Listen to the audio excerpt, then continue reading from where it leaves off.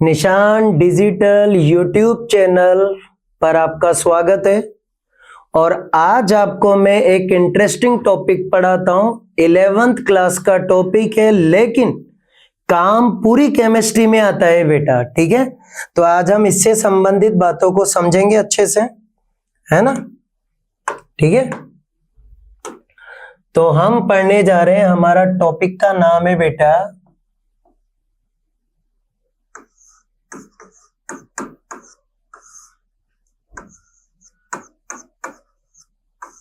मोल अवधारणा। ठीक है, ये हमारा टॉपिक है। ये आपको नीट में भी सहायता देगा, मेडिकल में। ये आपको जेई मेंस में भी काम आएगा, ये आपके जेई एडवांस में भी काम आएगा बेटा। ठीक है, अब मोल है क्या चीज, तो थोड़ा सा ऐसे समझते हैं। पदार्थ, ठीक है, पदार्थ में होते हैं गुण, और इन गुणों को हम क्या कर सकते हैं, नाप सकते हैं। नाप भी सकते हैं और माप भी सकते हैं। तो जब इन गुणों को नापा या मापा जाता है तो इन्हें कहा जाता है भौतिक राशियां। ठीक है, अब भौतिक राशियां एसआई पद्धति के अनुसार 7 प्रकार की होती है, और इन्हें बोलते हैं मूल भौतिक राशियां।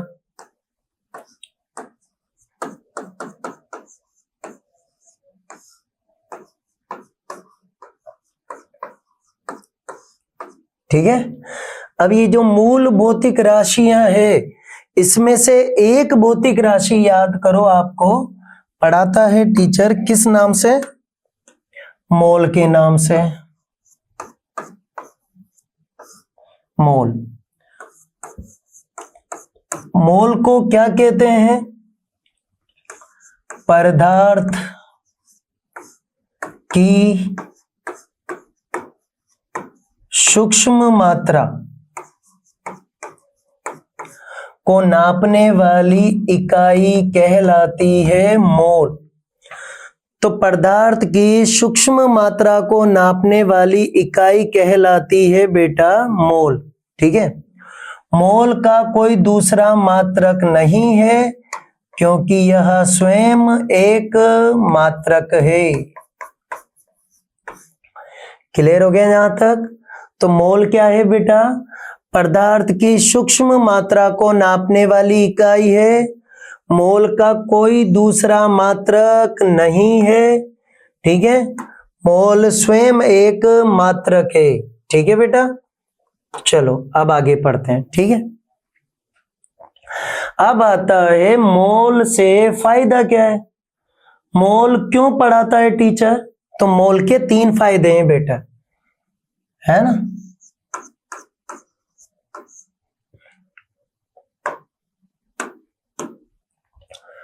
मोल पढ़ने से फायदा क्या है, तो मोल से आप पदार्थ की मात्रा इसको कैलकुलेट कर सकते हो। मोल से पदार्थ का आयतन नाप सकते हो, और आप मोल से पदार्थ की संख्या को नाप सकते हो। यह है मोल का अर्थ। अब आपने जैसे सुना होगा कि आप पदार्थ को कितने तरीकों से लाते हो, तो देखो आप, क्या आप 5 कचौरी लाए, तो 5 क्या है बेटा, संख्या। आप 2 लीटर तेल लाए, तो लीटर क्या है बेटा? आयतन। ठीक है, आप 50 ग्राम सेव लाए तो ग्राम क्या है? मात्रा। तो मोल हमें क्यों पढ़ाया जाता है? अगर कोई पूछे तो क्या बताऊं बेटा मैं? तो मैं आंसर दूंगा बेटा कि मोल इसलिए पढ़ाया जाता है, नंबर 1 पदार्थ की मात्रा ज्ञात करने के लिए, नंबर 2 पदार्थ का आयतन ज्ञात करने के लिए, और नंबर 3 पदार्थ की संख्या को ज्ञात करने के लिए। ठीक है बेटा, ये काम आता है हमारा। अब मात्रा, मात्रा शब्द का मतलब क्या होता है? ग्राम से है बेटा, वजन से। मात्रा का मतलब क्या से है? वजन से। ठीक है, आयतन का मतलब किससे है? लीटर से। और संख्या का मतलब किससे है? अंकों से। क्लियर यहां तक? अब मोल ज्ञात करने के फॉर्मूले कौन कौन से हैं? ठीक है, तो मोल को ज्ञात करने के सूत्र बेटा, है ना? तो मोल को ज्ञात करने के टॉपिक डाल देते हैं पहले अपन वापस से। ठीक है, मोल ज्ञात करना। ठीक है, मोल ज्ञात करना। तो मोल ज्ञात करने के वैज्ञानिकों ने कितने फॉर्मूले बनाए? 3 सूत्र बनाए बेटा। ठीक है, चलो तो पहला सूत्र देखते हैं। पहला सूत्र है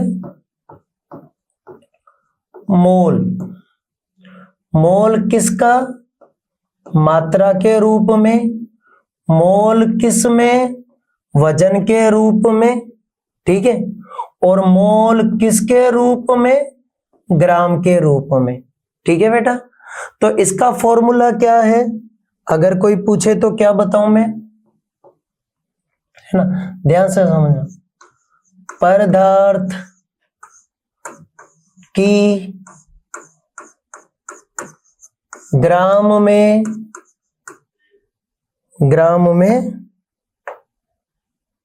मात्रा बटा अणु भार या फिर परमाणु भार।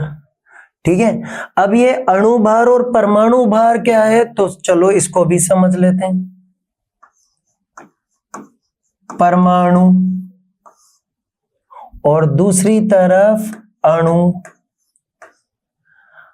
परमाणु में वजन होता है और अणु में भी वजन होता है। अब परमाणु के वजन को क्या बोलेंगे?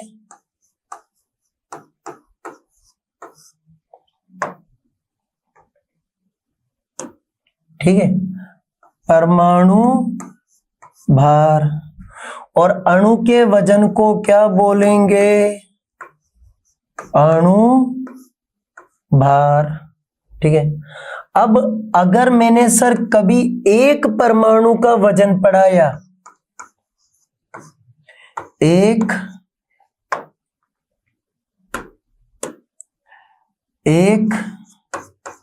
परमाणु का वजन, तो इसे नापते हैं AMU में। ठीक है, परमाणु द्रव्यमान इकाई। क्या है इसका पूरा नाम बेटा? परमाणु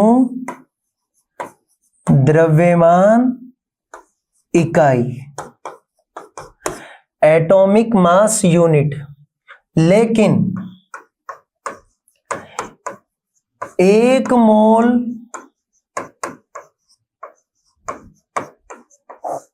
परमाणुओं का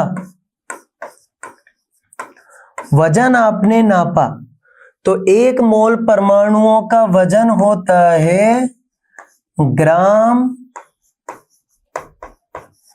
परमाणु भार। ऐसे ही अणु के लिए भी होता है बेटा, है ना।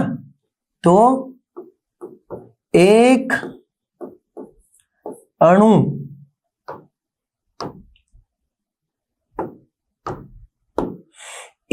अणु का अगर वजन कहा जाए तो AMU लगा दो, और एक मोल अणु का वजन कहा जाए बेटा तो क्या लगा दो आप, ग्राम लगा दो।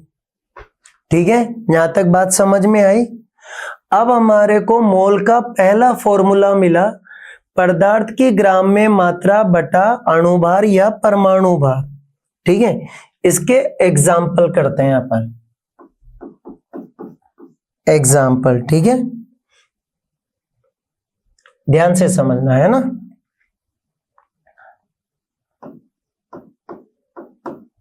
44 ग्राम CO2 के मोल बताओ, 9 ग्राम H2 के मोल बताओ, 64 ग्राम O2 के मोल बताओ। ठीक है, और एक और सवाल कर लेते हैं, 90 ग्राम जल के मोल बताओ। और एक सवाल और कर लेते हैं, 1 किलोग्राम जल के मोल बताओ। ठीक है, अब CO2, H2O2 और H2O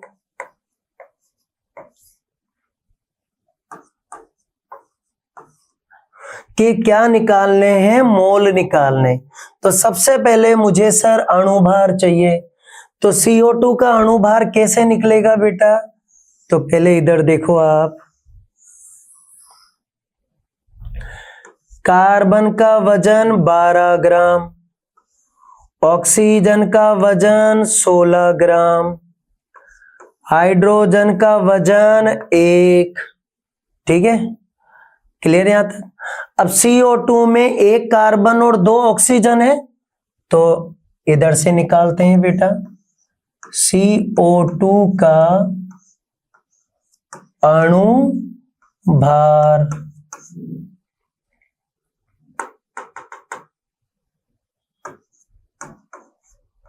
अणु भार, तो CO2 का अणु भार कितना आया, 12, 16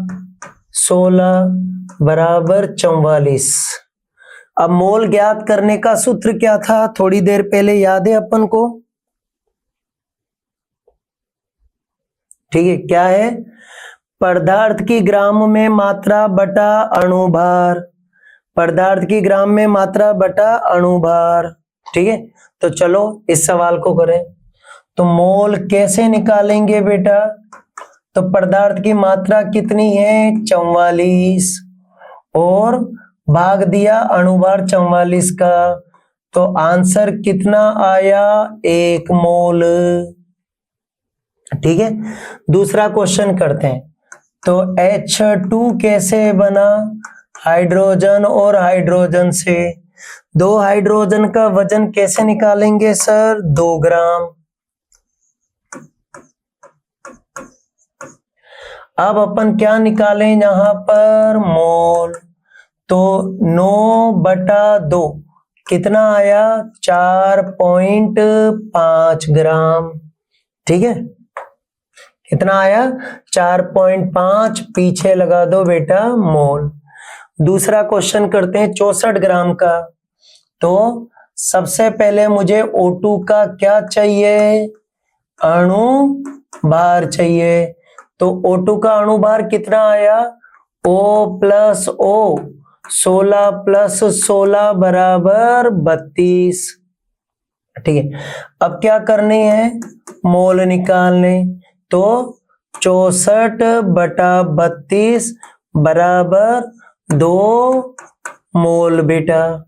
ठीक है, अब मुझे ये वाला क्वेश्चन करना है। तो 1 किलोग्राम का मतलब हो गया 1000 ग्राम। ठीक है, क्या हो गया बेटा? 1000 ग्राम। अब मुझे क्या निकालने हैं? मोल। तो 1000 बटा 18, तो 1000 में 18 का भाग दिया तो आंसर आया बेटा 55.5। ठीक है, 55.5 के पीछे क्या लगा दो? मोल लगा दो। 90 ग्राम जल के मोल निकालो सर, तो मोल बराबर 90 बटा 18, तो 1 18 18, 2 18 36, 3 18 54, 4 18 72, 5 18 90। ठीक है, ये हो गया आपके मोल का पहला फॉर्मूला बेटा। अब आगे मोल का दूसरा फॉर्मूला।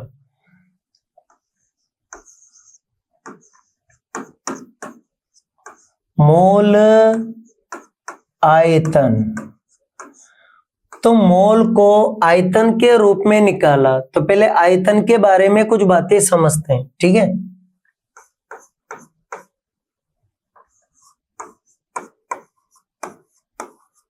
आयतन। ठीक है, आयतन क्या होता है? जैसे गैसों के द्वारा घेरा गया स्थान। तो इस डिब्बे में गैस भरी है बेटा हमने। ठीक है, अब इसमें जब हमने गैस भरी तो क्या चेक करा? एसटीपी पर, स्टैंडर्ड टेम्परेचर और प्रेशर पर, एसटीपी पर जब गैस का आयतन निकाला सर, ठीक है, ठीक है, मानक ताप और दाब पर, तो वो गैसों का आयतन कितना आया? 22.4 लीटर के बराबर बोल दो, या 22,400 मिलीलीटर के बराबर बोल दो। ठीक है, तो ये वैल्यू सर फिक्स है, क्योंकि मानक ताप और दाब की वैल्यू भी फिक्स है। ठीक है, तो अब यहां पर फॉर्मूला बना आयतन ज्ञात करने का मोल के रूप में। पदार्थ का आयतन लीटर में बटा 22.4 लीटर। ठीक है, इस तरह आप इसके सवाल कर सकते हैं। तो एक एग्जांपल यही करा देता हूं बेटा। 22,400 मिलीलीटर गैस के मोल बताने हैं आपको। अब सबसे पहले तो ये मिलीलीटर में है, तो लीटर में बदलो, तो 22,400 बटा 1000, 0 से 0 कट गया, पॉइंट लगा दो, तो 22.4, तो 22.4 पदार्थ का आयतन है, बटा भाग दे दो, तो मोल बराबर क्या आया सर? 22 बटा 4 बटा 22.4, तो आंसर आ गया बेटा 1 मोल। अगर यही क्वेश्चन अपन ऐसे करते हैं, एक और एग्जांपल, 11,200 मिलीलीटर गैस के क्या बताने हैं आपको? मोल बताने। ठीक है, तो पहला काम क्या करो? इसको लीटर में बदलो, इस 10 को पॉइंट में लगा दो, तो 11.2 लीटर। अब मोल निकालो सर, तो मोल बराबर 11.2 बटा 22.4, ये एक बार कटा, ये 2 बार कटा, तो आंसर आ गया 1/2, यानी कि 0.5, और पीछे लगा दो मोल। आगे बेटा यहां तक समझ है? अगला क्वेश्चन करते, अगला टॉपिक आता है मोल संख्या।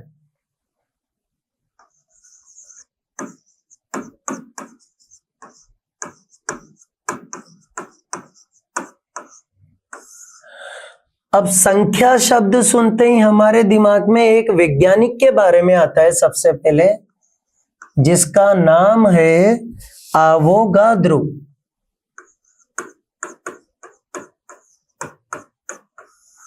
ठीक है। अब आवोगाद्रो वैज्ञानिक ने क्या करा कि पदार्थ को किसमें सोचा, संख्या के रूप में सोचा बेटा, और आवोगाद्रो ने एक संख्या बताई।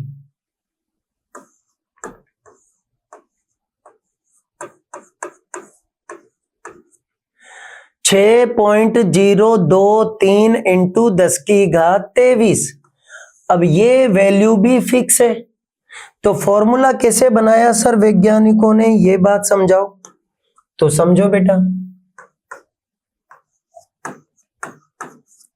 अणु या परमाणु की संख्या बटा आवोगाद्रो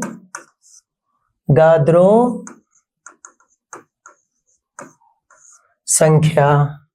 अणु या परमाणु की संख्या बटा आवोगाद्रो संख्या। एक एग्जाम्पल कर लेते हैं बेटा इसका, ठीक है। तो कैसे करें एग्जाम्पल, 12.18 इंटू 10⁻25 के हमें क्या बताने हैं, मोल बताने हैं, ठीक है। तो चलो 12.18 इंटू 10⁻25 बटा आवोगाद्रो संख्या का भाग दे लो बेटा, 6 इंटू 10⁻23, ठीक है। तो 23 से 25 को काट दो पहले तो आप, तो 10 की घात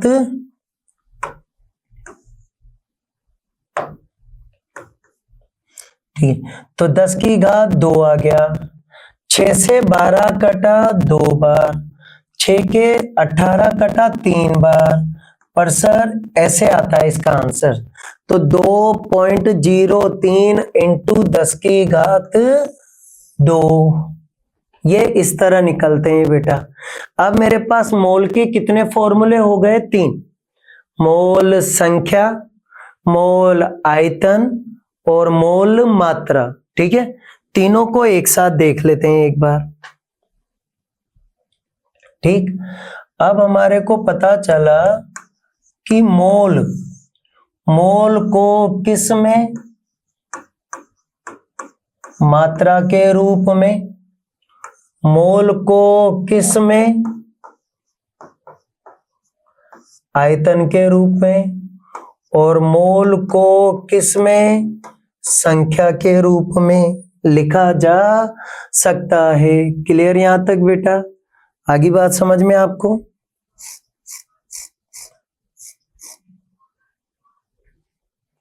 ठीक है, चलो अब देखते हैं। तो मोल मात्रा वाला फॉर्मूला क्या निकला था, पदार्थ का या पदार्थ की मात्रा बटा अणु भार। अगला फॉर्मूला आयतन वाला कैसे निकला था, पदार्थ का आयतन बटा 22.4 लीटर।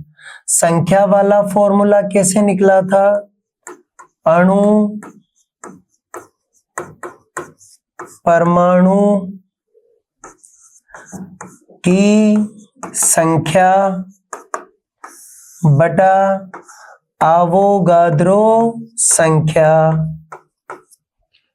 ठीक है, तो मोल के फॉर्मूले याद कर लो जल्दी से, क्योंकि फिर हम इसके बाद एक मोल के बारे में पढ़ेंगे। तो मोल के कितने फॉर्मूले हो गए केमिस्ट्री में बेटा, 3 हो गए। कौन कौन सा, पहले नंबर पर मोल मात्रा के रूप में, मोल आयतन के रूप में, आयतन के रूप में, और मोल संख्या के रूप में। क्लियर यहां तक। अब अपन इन्हीं में से सर एक मोल का अर्थ ढूंढेंगे, या फिर हम मोल के कुछ और सवाल करने के लिए कुछ ट्रिक्स समझाता हूं आपको। ठीक है, आगे बात समझ में? तो मोल के सवाल करने की ट्रिक बताता हूं आपको।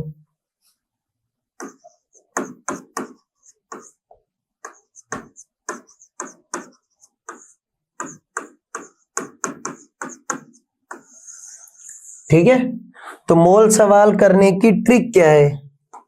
तो पहले आप देखो कि मोल का फॉर्मूला बता दो आपको। मोल का फॉर्मूला बताना मात्रा के रूप में। तो क्या है? पदार्थ की मात्रा बटा अणु भार। ठीक है, अब इनमें से हम क्या करते हैं, कंडीशन फर्स्ट मानते हैं।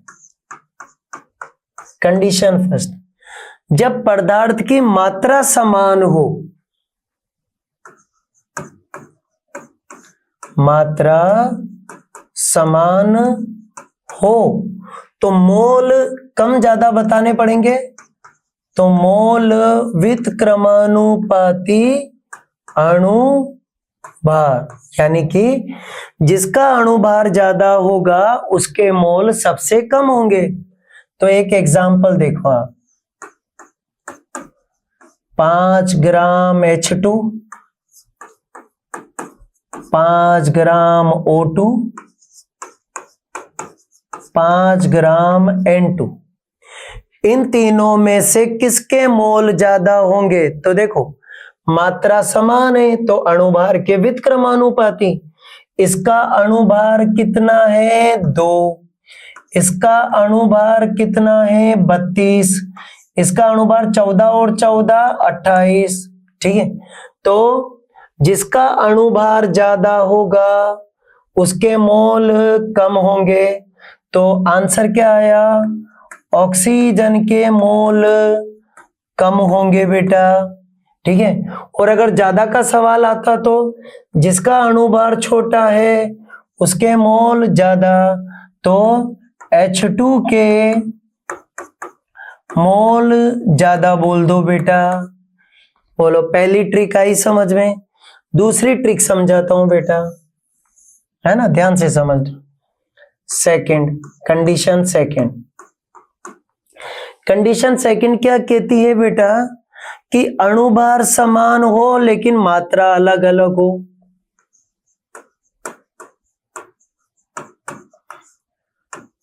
अणुभार समान हो लेकिन क्या हो? मात्रा अलग अलग हो बेटा। ठीक है, अब मात्रा अलग अलग होगी तो क्या होगा? मोल समानुपाती मात्रा।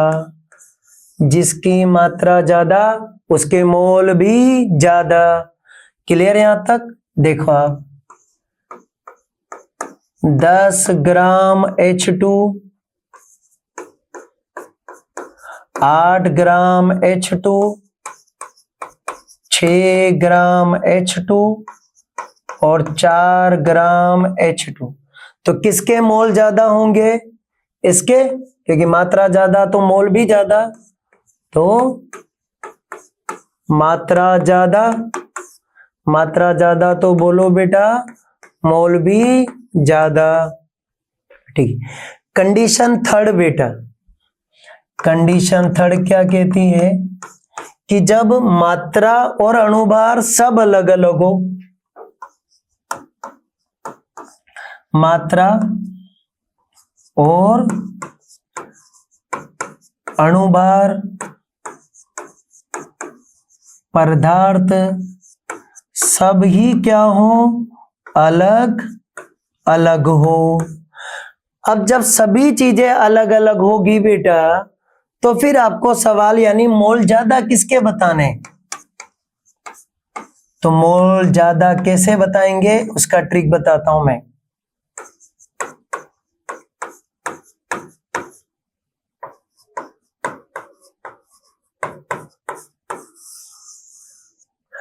अगर अणु भार की तुलना में मात्रा कई गुना ज्यादा है क्वेश्चन में, तो उसी के मोल ज्यादा होंगे जिसकी मात्रा ज्यादा होगी। तो एक आपको ऐसा एग्जाम्पल करके बताता हूं। ठीक है, ध्यान से समझना। 4 ग्राम H2, 70 ग्राम O2, 40 ग्राम N2। ठीक है, क्लियर हो गया। अब इन तीनों में से किसके मोल ज्यादा हैं?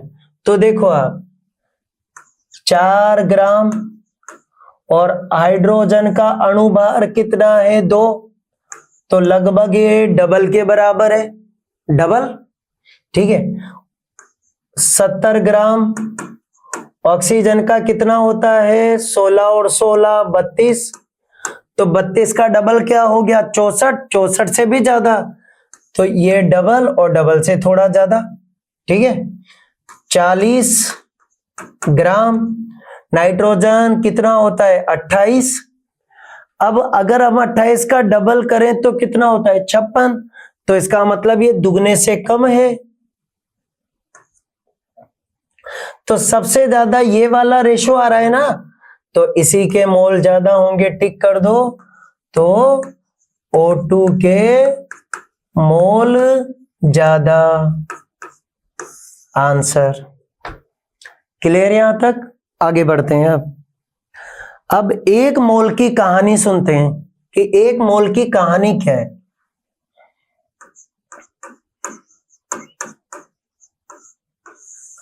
एक मोल, तो सबसे पहले आपको तीनों फॉर्मूले दोबारा लिखने पड़ेंगे बेटा, है ना?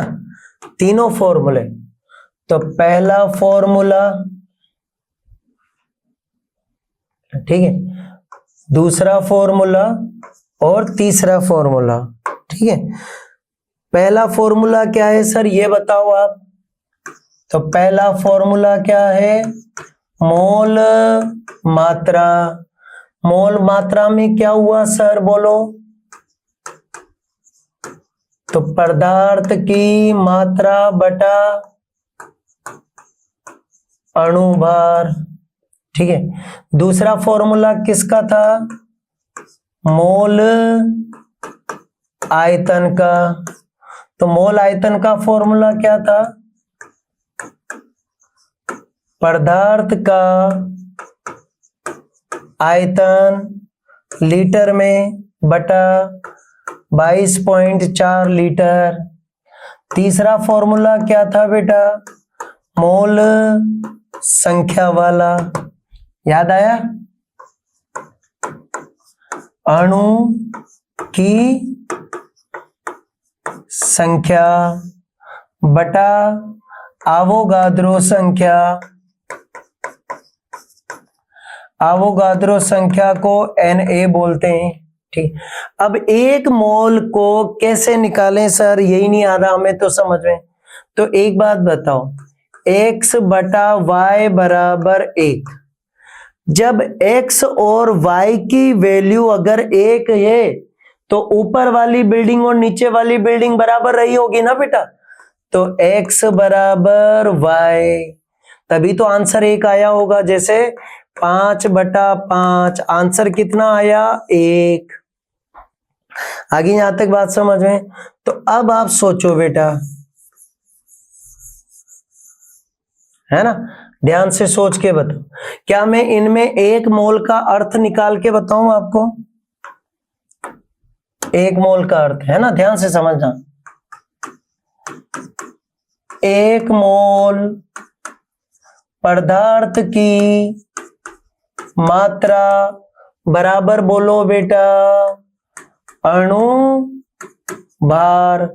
अणु का सवाल हो तो अणु भार, और परमाणु का सवाल हो तो परमाणु भार। ठीक है, अब इधर आ जाओ। एक मोल पदार्थ का आयतन, एक मोल पदार्थ का आयतन बराबर 22.4 लीटर, और एक और, एक मोल में अणु की संख्या। तो एक मोल में अणु की संख्या 6.023 इंटू 10⁻23। याद कर लो, अगर आगे सवाल आपको बहुत जल्दी स्पीड से करने तो ये आपके बहुत मदद देता है बेटा। 1 मोल पदार्थ की मात्रा किसके बराबर है? अणुभार के बराबर या परमाणु भार के बराबर। ठीक है, 1 मोल का आयतन किसके बराबर है? 22.4 लीटर के बराबर। और 1 मोल में अणु की संख्या कितनी है? 6.023 के बराबर। ठीक है, याद हो गई लाइन है। चलो एग्जाम्पल करते हैं, एग्जाम्पल। ठीक है, तो एग्जाम्पल में पूछा 1 मोल जल की मात्रा बताओ। 1 मोल CO2 की मात्रा बताओ। 1 मोल NH3 की मात्रा बताओ। 1 मोल O2 की मात्रा बताओ। अब 1 मोल की मात्रा किसके बराबर होती है बेटा? अणुभार के बराबर। तो आपको क्या करना है? अणुभार निकालना है, सीधी सी बात है। तो H2O का अणुभार 18 ग्राम आता है। ठीक है, CO2 का अणुभार कितना? 44 ग्राम आता है ना बेटा। और आगे चलो आप, तो क्या आया? 1 मोल NH3 की मात्रा 17 ग्राम के बराबर होती है अणुभार बेटा। और O2 की मात्रा कितनी हो गई? 16 और 16 32। अब कर लो सवाल। 1 मोल जल की मात्रा किसके बराबर बोले? 18 ग्राम के बराबर। 1 मोल CO2 की मात्रा 44 ग्राम के बराबर। 1 मोल NH3 की मात्रा 17 ग्राम के बराबर। 1 मोल O2 की मात्रा 32 ग्राम के बराबर। अब अगर यहाँ 1 मोल की जगह 2 मोल कर दें तो क्या करोगे सर आप? कुछ नहीं बेटा, 2 मोल H2O की मात्रा, इसको 2 से गुणा कर दूंगा, बराबर कितना? 36 ग्राम। और बोलो, आ गया सर? 3 मोल के लिए कर दो तो 3 मोल H2O की मात्रा बराबर 3 इंटू 18, 1 18 18 2 18 36 3 18 54 ग्राम बेटा। आगे बात सर आधे मोल के लिए भी तो करो। तो आधा मोल बराबर बेटा, 1 मोल ऑक्सीजन का वजन 32 है, तो आधा मोल तो यानी 32 का आधा कितना हुआ? 16। हाँ या ना? एक और सवाल करो सर, 1/4 मोल का क्या होगा? तो आपने 4 का भाग दिया, मैं भी 4 का भाग दे दूंगा। तो 32 ग्राम बटा 4, तो कितना हो गया? 8 चौक 32, 8 ग्राम हो गया बेटा। अब बोलो, आई बात समझे? तो 1 मोल से देखो मात्रा निकालना कितना इजी है मेरे लिए। अब मैं 1 मोल से आयतन भी निकाल लेता हूं, चलो ये भी कर लेते हैं। ठीक है, तो देखो आप, 1 मोल H2O का आयतन, अब आपको पता है 1 मोल कोई भी हो उसका आयतन कितना होता है? 22.4 लीटर। 1 मोल CO2 का आयतन, अब 1 मोल है, पदार्थ कोई भी हो, आयतन तो कितना होगा? 22.4 लीटर। आधा मोल N2 का STP पर आयतन कितना होगा? अब आपको पता है 1 मोल का 22.4 होता है, तो आधे मोल के लिए इसका आधा कर दो, 11.2 लीटर आ गया बेटा। ठीक है, अब आती है संख्या। ठीक है, तो देखो आप, 1 मोल में संख्या कितनी है? 6.023 इंटू 10⁻23। हाँ या ना? अब 1 मोल में संख्या इतनी है ना, तो 2 मोल में कितनी हो जाएगी बेटा? तो 2 मोल में संख्या बताओ कितनी, इसको 2 से गुणा कर दो तो 12.046 इंटू 10⁻23। अगर 3 मोल में पूछता तो क्या करते सर आप? बेटा मैं 3 से गुणा कर देता।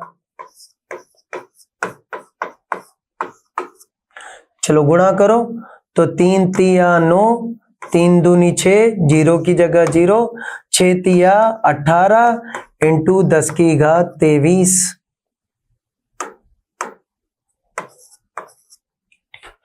अब हम 1 मोल से कहां कहां जा सकते हैं ये पढ़ेंगे। तो हमारा नेक्स्ट लेक्चर शुरू होगा मात्रा, आयतन और संख्या में संबंध। ठीक है, तो हमारा नेक्स्ट टॉपिक क्या बना बेटा?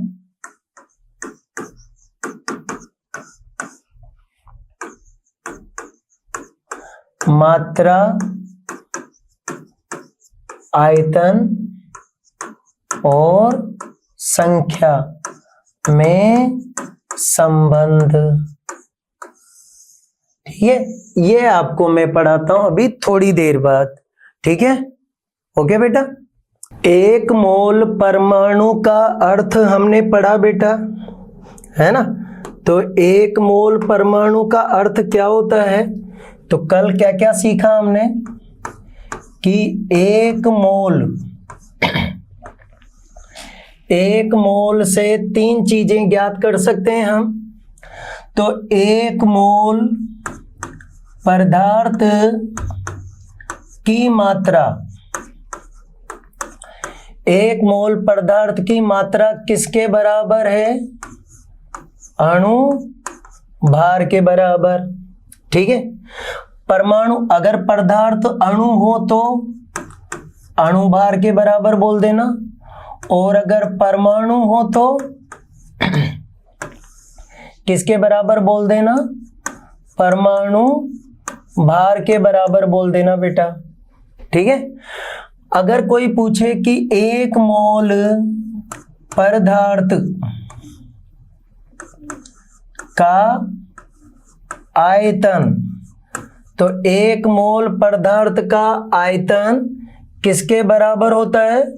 22.4 लीटर के बराबर। पर ये याद रखना कि ये चलता है एसटीपी पर। किस पे चलता है बेटा? एसटीपी पर। ध्यान रखना ये बात, ठीक है। 1 मोल पदार्थ में अणु की संख्या पूछे बेटा, तो संख्या किसके बराबर बोलना? 6.02323 इंटू 10⁻23।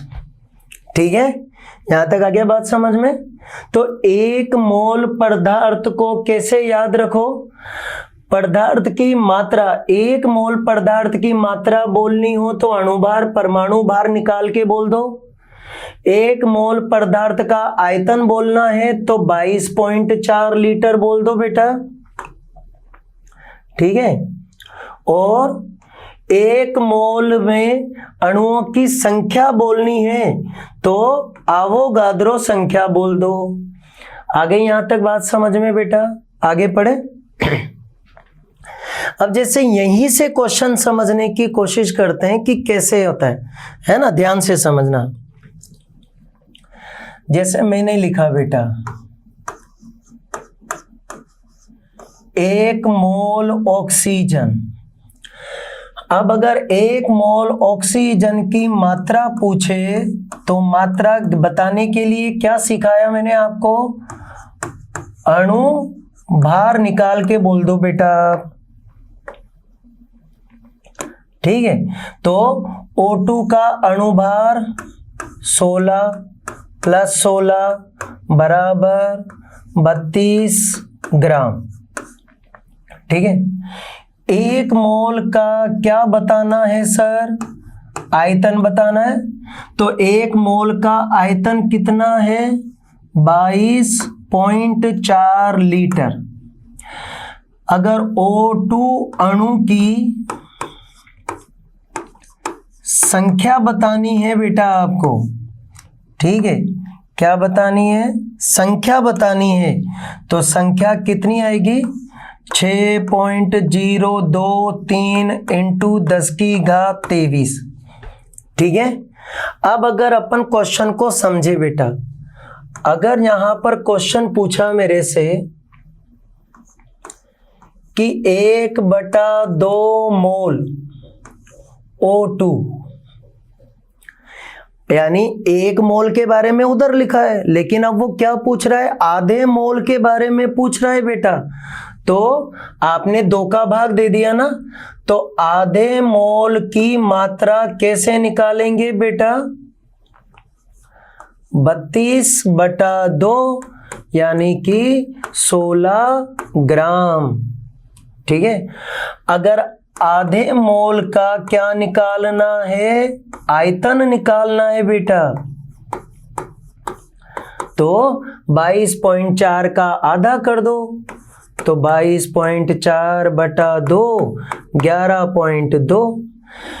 यदि आपको आधे मोल में क्या निकालनी है? संख्या निकालनी है, तो आप क्या करो बेटा? इसका आधा कर दो, तो 3 इंटू 10⁻23। बोलो, ऐसे सवाल आएगा, कर सकते हैं अपन बेटा आराम से। क्लियर? आगे पढ़ाया जाए। अब मेरे को मात्रा से आयतन पर जाना है, आयतन से संख्या पे जाना है, ऐसा सोच लो। ठीक है। तो हमारा टॉपिक क्या हो गया बेटा अब आज का? ठीक है, मात्रा, मात्रा के बाद आयतन और आयतन के बाद संख्या।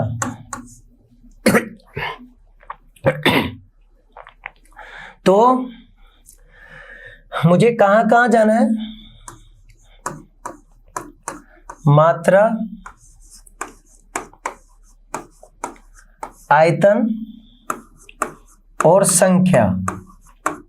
ठीक है। अब इन तीनों को जोड़ने वाला कौन है? मोल। ठीक है। अब अगर मुझे मात्रा से कहां जाना है, सपोज करो बेटा मुझे मात्रा से कहां जाना है? आयतन पे जाना है। मात्रा से संख्या पे जाना है, आयतन से संख्या पे जाना है। तो आप देखो कि आप कहीं से भी कहीं जाओ, लेकिन सबसे अच्छी बात यह है बेटा कि आपको मोल पर तो जाना ही पड़ेगा। सोचो हाँ या ना। आप मात्रा से आयतन निकालो, मात्रा से संख्या निकालो, पर करना क्या है? पहले आपको मात्रा से मोल तो निकालने पड़ेंगे। तो एक एग्जाम्पल समझाता हूं बेटा। ठीक है।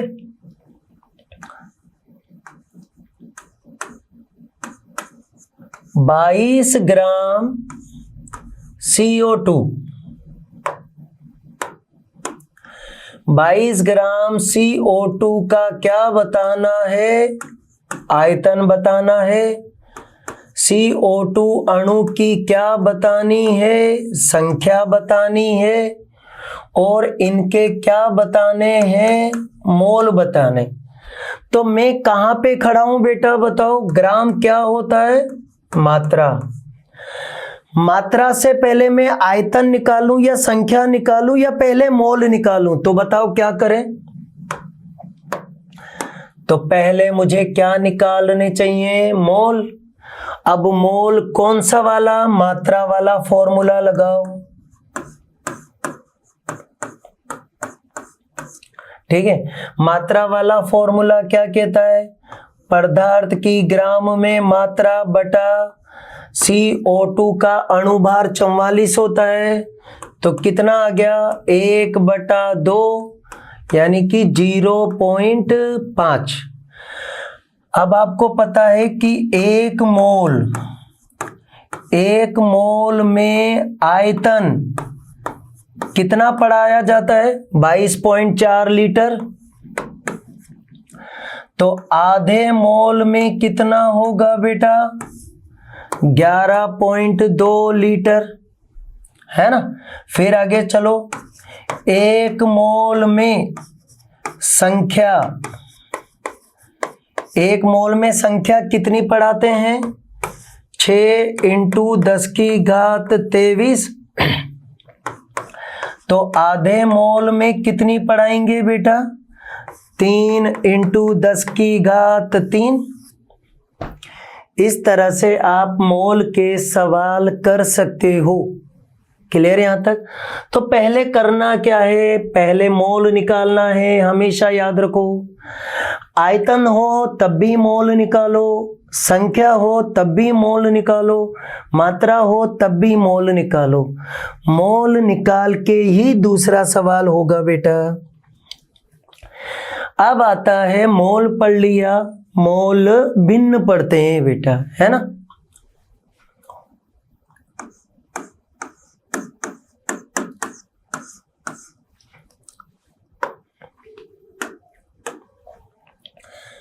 तो टॉपिक क्या बना? मोल भिन्न, या इसको मोल अंश भी बोलते हैं, इसको मोल प्रभाज भी बोलते हैं, इसको मोल अनुपात भी बोलते हैं। ठीक है।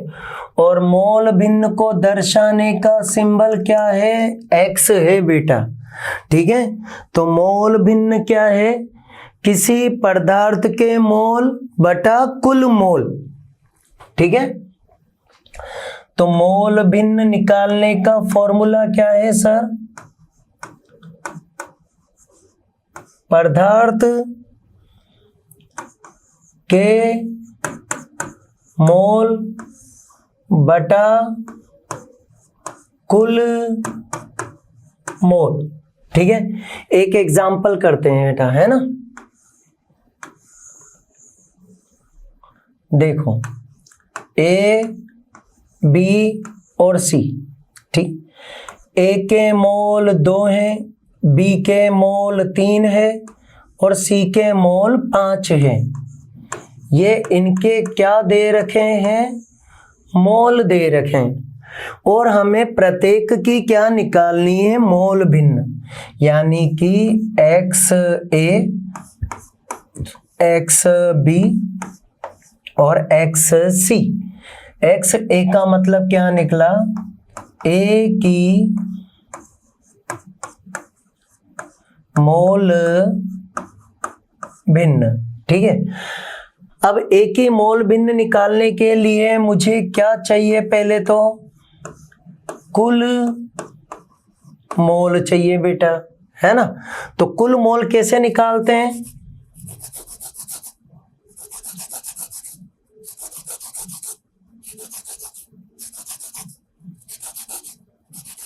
ठीक है। तो कुल मोल निकाल लेते हैं अपन। कुल मोल कैसे निकालेंगे? 2 + 3 + 5 बराबर 10। ठीक है। अब हम क्या करेंगे? ए के लिए मोल भिन्न निकाल रहे हैं, तो ए के मोल ऊपर रख दो, तो 2/10 बराबर 10 को हटाते हैं तो 0.2 लगा दो बेटा। बी की मोल भिन्न निकालो तो 3/10, तो 0.3 आंसर आएगा। इसको करने के लिए क्या करें सर? 5/10 करो तो 0.5 आंसर आएगा। अब ये हमने क्या निकाल ली सर? मोल भिन्न निकाल ली। देखो आप।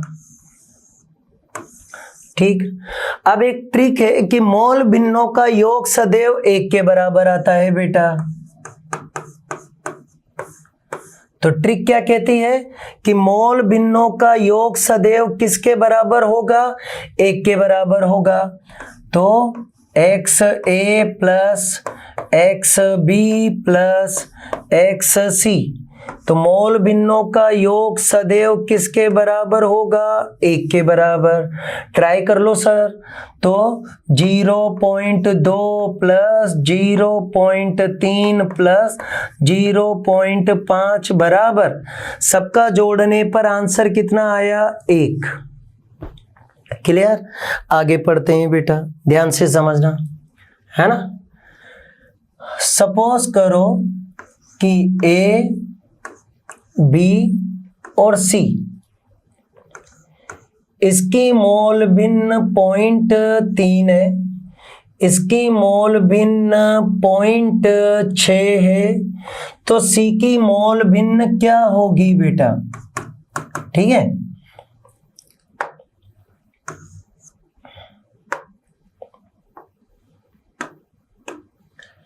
इन सब की मोल भिन्न आपको दे रखी है 0.3 0.6, तो कैसे निकालेंगे बेटा? X a plus x b plus x c बराबर 1। इसकी वैल्यू रखी बेटा 0.3, इसकी वैल्यू 0.6, एक्स सी हमें ज्ञात करना था तो छोड़ दो, बराबर में रखा 1, इसको इधर लाया तो एक्स सी बराबर 1 माइनस 0.9, तो एक्स सी बराबर 0.1। क्लियर? एक दूसरा एग्जाम्पल और करते हैं। आपने सुना होगा विलियन शब्द सुना है? विलियन, विलियन एक प्रकार का क्या होता है सर? समांगी मिश्रण होता है। ठीक है, इस समांगी मिश्रण में कितनी चीजें होती है? 2। कौन कौन सी? विलेय और विलायक। ठीक है, विलेय कैसी मात्रा में? कम मात्रा में। विलायक कैसी मात्रा में? ज्यादा मात्रा में। ठीक है, समझ में आ गया? अब सपोज करो कि यहां पर दे रखा है x विलेय बराबर 0.25, तो वो क्या पूछ रहा है? x विलायक क्या होगा? ठीक है, अब विलियन में 2 ही चीजें हैं, तो इसको a मान लेते हैं और इसको b मान लेते हैं, तो क्या रिजल्ट निकला बेटा? x विलेय प्लस x विलायक बराबर 1। फॉर्मूला याद है आपको? तो x विलेय की वैल्यू रख दो बेटा, 0.25 प्लस x विलायक, ये तो मुझे निकालना ही था, बराबर में 1। इसको इधर ले आते आप तो क्या बन जाता बेटा? x विलायक बराबर 1 माइनस 0.25, तो 0.75 आंसर आता है बेटा। क्लियर यहां तक? आगे बात समझ में? चलो अब एक क्वेश्चन अलग तरीके का करते हैं। मोल भिन्न आ गई, सपोज करो मेरे पास, है ना, ध्यान से समझना। ए और बी, ए के मोल है मेरे पास 4, ठीक है, और बी के मोल है मेरे पास 6। ठीक है, अब इनकी मोल भिन्न का अनुपात निकालना है, तो x A upon X B. एक क्वेश्चन तो ये है, और एक क्वेश्चन है सर इनके N A upon N B, मतलब ए के मोल और बी के मोल का अनुपात निकालना है। ठीक है, तो सबसे पहले देखो, ए के मोल 4 है, बी के मोल 6 है, तो कटने पर आया 2/3, है ना, तो ए और बी का क्या आया? 2:3। ठीक है, ये मोल का अनुपात है क्या? अब मोल भिन्न का अनुपात निकालने के लिए मोल भिन्न निकालो पहले, तो एक्स ए बराबर 4/10, एक्स बी बराबर 6/10, तो क्या आया बेटा? 0.4 और 0.6, तो इनकी मोल भिन्न का अनुपात भी निकाल लो। क्या करें, 0.4 बटा 0.6, पॉइंट से पॉइंट काटा तो 2/3। सर ये तो मजा आ गया। इसका मतलब मोल का अनुपात बोलो या मोल भिन्न का अनुपात बोलो, बात बराबर है। XA/XB बराबर NA/NB। अर्थात इसको कैसे लिख सकता हूं मैं और याद कैसे कर सकता हूं, तो याद कर लो बेटा। कैसे याद करूं, मोल भिन्न का अनुपात बराबर मोल का अनुपात। याद रहेगी। अब आया सर एक वैज्ञानिक जिसका नाम है जॉन डाल्टन, और डाल्टन ने एक नियम बनाया, आंशिक दाब का नियम। किसका बेटा, आंशिक दाब का नियम। तो टॉपिक क्या है मेरा, आंशिक दाब का नियम।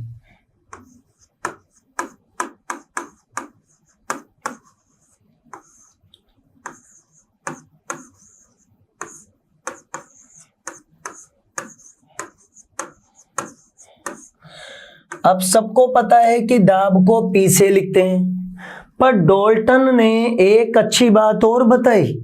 तो डाल्टन की कहानी सुनो बेटा पहले आप। तो डाल्टन क्या कहता है कि जो गैस होती हैं उस गैसों के लिए मात्रा शब्द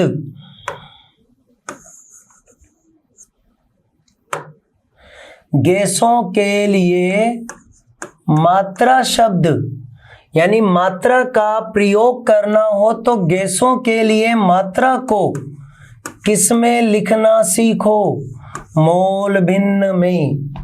ठीक है, अगर गैसों के लिए मात्रा शब्द आपको काम में लेना है तो मात्रा के लिए वो क्या कहता है कि किसका प्रयोग करो, मोल भिन्न का प्रयोग करो बेटा। तो डाल्टन ऐसा वैज्ञानिक था जिसने ये बताया कि गैसों के लिए मात्रा शब्द का प्रयोग करते हो तो आप किसका प्रयोग करो, मोल भिन्न का प्रयोग करो। ठीक है, चलो अब डाल्टन का प्रयोग समझते हैं। आंशिक दाब का क्या प्रयोग किया सर उसने, एक डिब्बे में क्रिया नहीं करने वाली गैसों को भरा।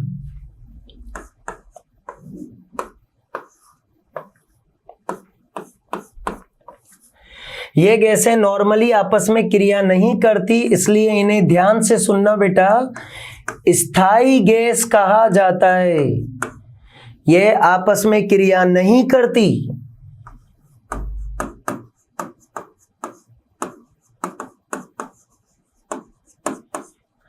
इसलिए इन्हें कहा जाता है स्थायी गैस। ठीक है, मान लो कि इसके मोल N1 है, या कुछ ओरिजिनली मान लेते हैं बेटा, है ना। तो इसके मोल 2 हैं, इसके मोल 3 हैं और इसके मोल 5 हैं। तो ये रहा आपके पास मोल। ठीक है, मोल का सिंबल N होता है, याद रख लो। अब ये सब गैस है और गैस में एक आदत होती है प्रेशर यानी दाब उत्पन्न करने की। तो इस पात्र में थोड़ा सा प्रेशर हाइड्रोजन ने पैदा करा, थोड़ा सा प्रेशर ऑक्सीजन ने पैदा करा और थोड़ा सा प्रेशर नाइट्रोजन ने पैदा करा। और ये जो प्रेशर थोड़ा थोड़ा सा बनाया जाता है इसे ही कहते हैं आंशिक दाब। अब अगर मुझे पात्र का कुल दाब चाहिए बेटा, ठीक है, तो पात्र का कुल दाब, तो पात्र का कुल दाब कैसे आएगा, हाइड्रोजन का थोड़ा सा प्रेशर, ऑक्सीजन का थोड़ा सा प्रेशर और नाइट्रोजन का थोड़ा सा प्रेशर। तो PH2 plus PO2 plus PN2,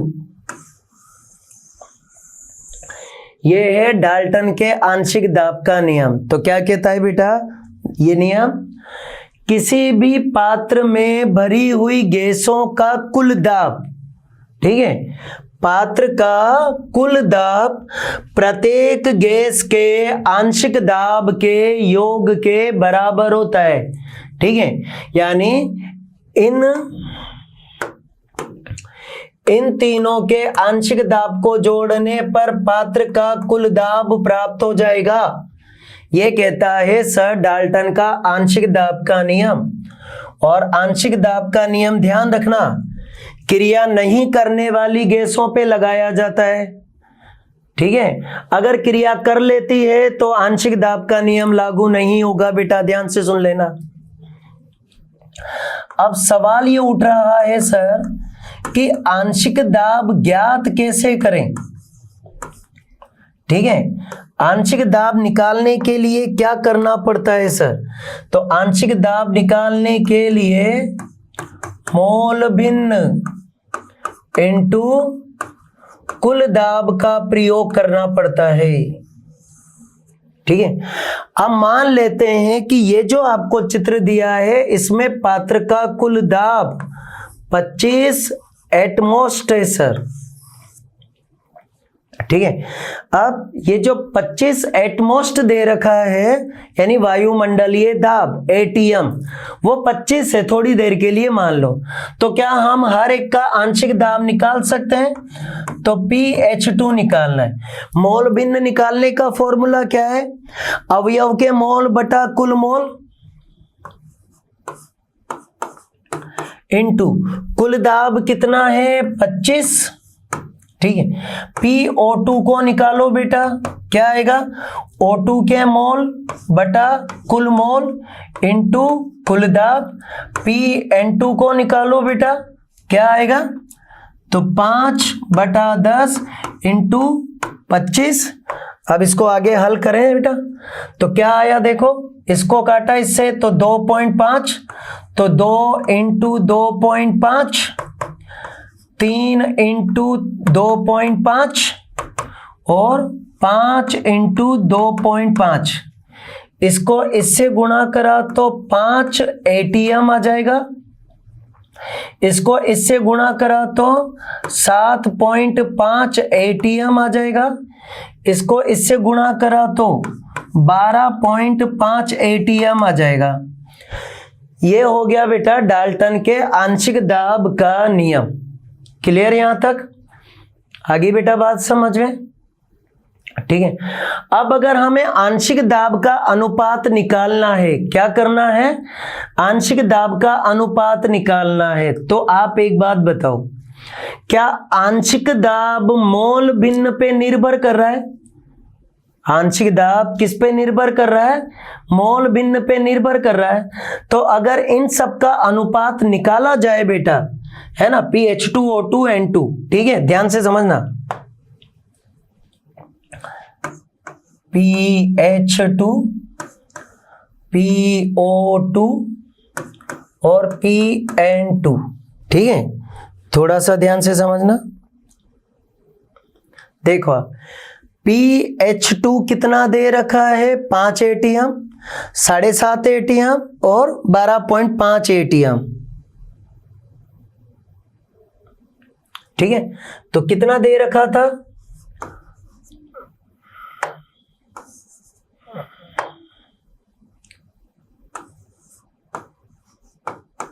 5 ATM, 7.5 ATM और 12.5 ATM, ठीक है।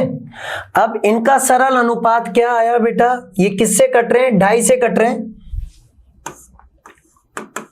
2.5 से कट जाएंगे। देखो काटो, कितनी बार कटा? 2 बार कटा। कितनी बार कटा? 3 बार कटा। कितनी बार कटा बेटा? 5 बार कटा। अब आप थोड़ी देर के लिए बात को समझो तो क्या आपको पता है बेटा कि H2O2N2 के आपने अगर मोल पढ़े हैं, देखो सर कितना है 2 3 5, वापस चलो 2 3 5, तो क्या सीखा मैंने, आंशिक दाब का अनुपात भी मोल के अनुपात में ही होता है। ठीक है, अब एक काम करते हैं, इनके मोल भिन्न भी निकाल लेते हैं, XH2 XO2 और XN2। ठीक है, अब इनकी मोल भिन्न बताओ बेटा क्या आएगा, इसकी मोल भिन्न कितनी आएगी 2/10, इसकी मोल भिन्न कितनी आएगी 3/10, इसकी मोल भिन्न कितनी आएगी 5/10। ठीक है, अब अगर इनको काटो बेटा तो मोल भिन्न का अनुपात भी कितना आ रहा है 2:3:5। सर ये तो मजा आ गया, इसका मतलब सर एक ट्रिक समझाता हूं आपको। ठीक है, देखो आप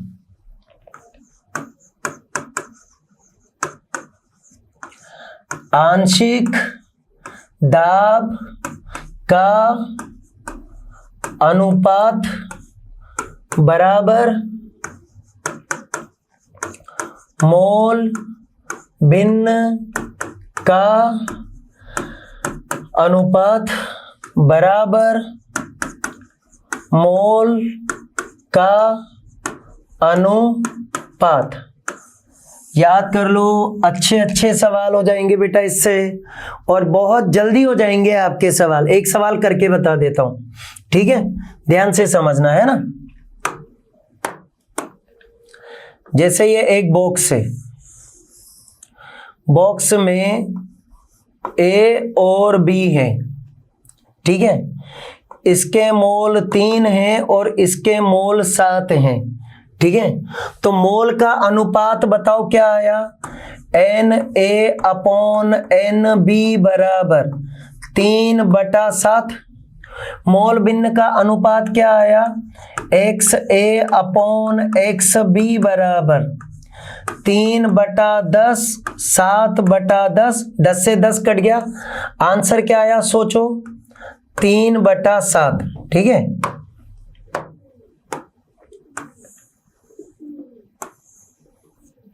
अब आंशिक दाब निकाला होगा आपने, निकाला ही होगा, तो आंशिक दाब क्या है PA/PB बराबर, करेंगे इसे सवाल, तो वो भी क्या आएगा 3/7। सर ये तो तीनों आंसर ही सेम आ रहे हैं, तो इसका मतलब हमें पागल बना रहे हैं। अभी तक लोग बाग पागल बनाते हैं, क्यों? क्योंकि हम नहीं समझते कि आंशिक दाब का अनुपात निकालो या मोल भिन्न का अनुपात निकालो या मोल का अनुपात निकालो, आंसर हर बार एक ही आता है। क्लियर यहां तक बेटा? अब ये तो आपके ऊपर निर्भर करता है कि आप किस लेवल की पढ़ाई चाहते हो। अगर सर पढ़ाई का लेवल बढ़ाया जाए तो ना जेई एडवांस कठिन है, ना जेई मेंस कठिन है, और ना मेडिकल कठिन है। क्लियर यहां तक बेटा? अब इस निशान डिजिटल यूट्यूब चैनल का यही मकसद है कि ऐसा पढ़ाई का लेवल डेवलप करना कि बच्चों को पढ़ाई समझ में आने लगे, वो पढ़ाई को बोझ ना समझे। अगर पढ़ाई आपको समझ में नहीं आ रही है तो पढ़ाई बेकार है बेटा। लेकिन अगर आप पढ़ाई के प्रति सर थोड़े बहुत भी जागरूक हैं तो आपको बहुत आसानी से पढ़ाई समझ में आएगी। निशान डिजिटल यूट्यूब चैनल को फॉलो करो आप, और अपने दोस्तों को या गांव में पढ़ने वाले व्यक्तियों को भी बताएं जो बेचारे सर पैसों के अभाव में कोटा नहीं आ पाते या उन्हें अच्छे स्तर की शिक्षा नहीं मिल पा रही। तो गवर्नमेंट स्कूल के बच्चे हो गए या ग्रामीण क्षेत्रों में रहने वाले बच्चे हो गए, उन सबको ये बताओ बेटा कि आप निशान डिजिटल यूट्यूब चैनल से जुड़ें, और इनकी ऑफलाइन क्लासेस, ऑनलाइन क्लासेस सब उपलब्ध है। Thank you.